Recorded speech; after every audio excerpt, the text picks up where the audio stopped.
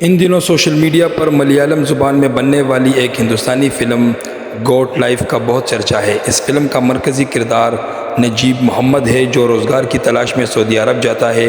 وہاں پر اسے حادثاتی طور پر کن مصائب کا سامنا کرنا پڑتا ہے، فلم میں یہ دکھایا گیا ہے، لیکن اصل واقعے پر مبنی اس کہانی کا حقیقی انجام نہیں دکھایا گیا۔ اس لحاظ سے اس فلم کی کہانی کو ادھورا ہی کہا جائے گا۔ انڈیا میں بھی مذکورہ فلم ملیالم زبان میں لکھے گئے ناول آدو جیوتم سے متاثر ہو کر بنائی گئی، جس کی انگریزی میں لغوی معنی گوٹ لائف بکری کی زندگی ہے۔ اس ناول کے خالق بنیامین ہیں، جو ملیالم زبان کے معروف ادیب ہیں۔ اس فلم کے ہدایت کار بلیسی نے جب یہ ناول پڑھا تو اسی وقت اس پر فلم بنانے کا فیصلہ کر لیا۔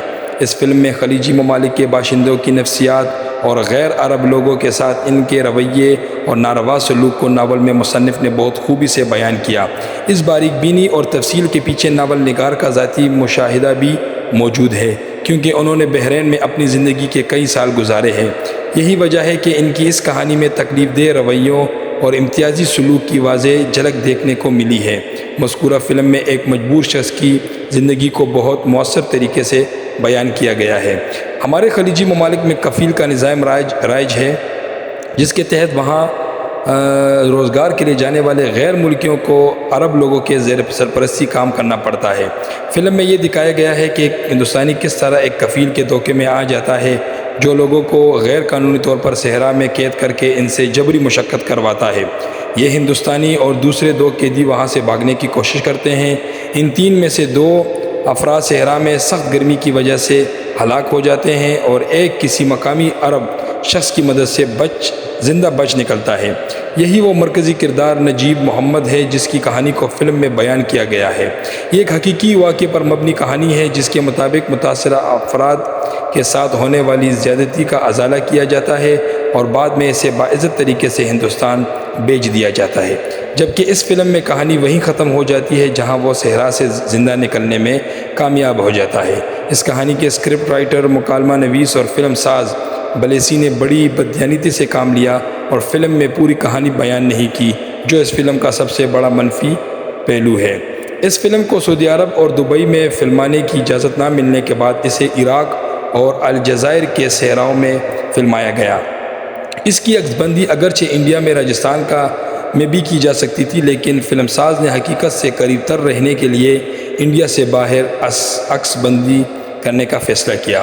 فلم کے ہدایت کار 2008 سے اس کہانی پر کام کر رہے تھے۔ اسی طرح ایک دہائی سے زیادہ عرصہ انتظار کرنے کے بعد اس فلم پر کام شروع ہوا۔ جب اس فلم کی شوٹنگ جاری تھی تو دنیا کورونا کی وبا کی لپیٹ میں آ گئی، جس کی وجہ سے یہ فلم کئی ہفتوں تک عراق میں لوکیشن پر پھنسی رہی اور فلم کی ٹیم کو ہندوستانی حکومت نے خصوصی مشن کے تحت وہاں سے نکالا گیا۔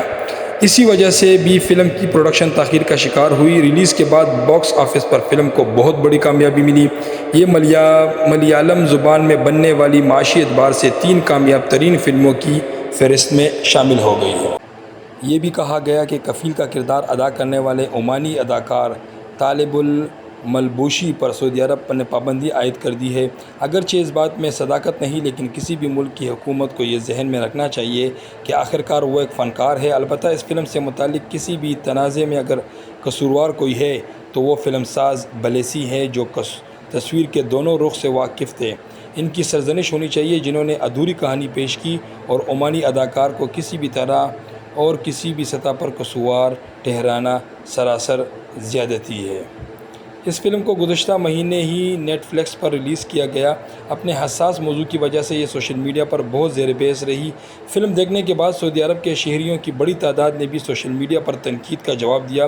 ساتھ ساتھ یہ بھی دیکھنے میں آیا کہ سعودی کفیل نے اپنے ملازمین کے ساتھ تصاویر کھینچ کر سوشل میڈیا پر اپلوڈ کرنے لگے ہیں، جس کا مقصد اپنے ذاتی نوکروں یا اپنے ادارے کے ملازمین کے ساتھ اپنے حسن سلوک کو دنیا کے سامنے لانا تھا۔ ہندوستان، پاکستان، بنگلہ دیش اور دیگر ممالک کے عوام کا بھی اس فلم پر بھرپور رد عمل دیکھنے میں آیا ہے۔ دور حاضر میں سنیما ایک اہم میڈیم ہے، جس کے ذریعے اپنی بات پوری دنیا تک پہنچائی جا سکتی ہے۔